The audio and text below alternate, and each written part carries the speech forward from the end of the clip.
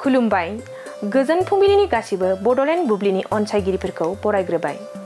दिनै 23 डिसेम्बर सनिबारनि फानजामुथिखौ फरायथिनो लादों आं फामि ब्रह्म नार्जारिया। फानजामुथिनि गिबियावनो दङ मेष राशि। देहाया मोजां थासारियाव थागोन। सुखु गोजोनै सानखौ हगारहरनो हागोन नोंथाङा दिनै। वृष राशि। जोबोरैनो दुखुनि सान जानो हागौ। धोन दौलत जोबस्रांनो हागौ। दुखुजों साना बारलांनो हागौ। मिथुन राशि। बायदि खाबु मोननो हागौ नोंथाङा दिनै। गोदान लामा मोनगोन मोजां सान। कर्कट राशि। मुलाम्फा गोनां सान जानो हागौ। धोन आरजिना लानो हागोन।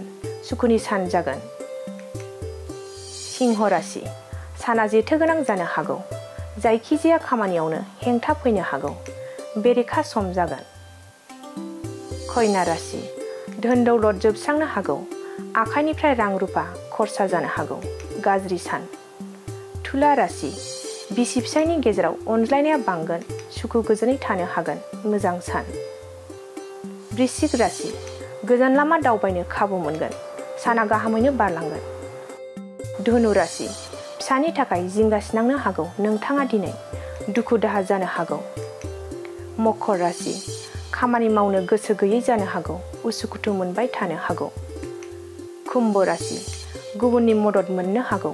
गोसोआ खुसि जागोन। साना मोजाङैनो थांगोन। मीन राशि। नोंथाङा दिनै बायनाय फाननायाव खहा जानो हागौ। सानै हयै मावनाया गाहाम जागोन। दिनै सानसेनि राशि फरायथिनायाबो एसेनोसै। आसा खालामो नोंथांनि दिनैनि साना मोजाङै मोजां थांगोन। बेखौ बडलेण्ड बुब्लि नखरनिफ्राय मिजिंथिबाय। दानिया फैदो नोंथांनि फानजामुथिखौ बडलेण्ड बुब्लिनि हेफाजाबजों मिथिना लानि। गोजोन्थों।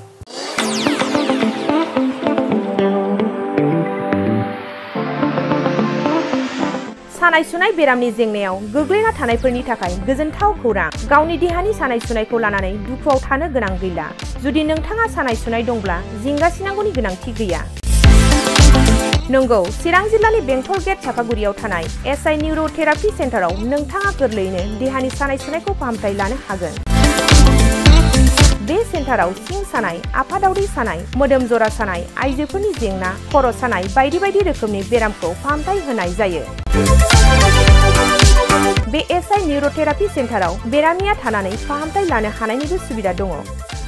नोंथाङा एसआइ निउर'थेरापि सेन्टाराव फाहामथाय लानो गोसो दंब्ला नैबे जानबुं नम्बर 7620160459 नङाब्ला 9476977956 आव थोंजों सुलाद लानो हागोन।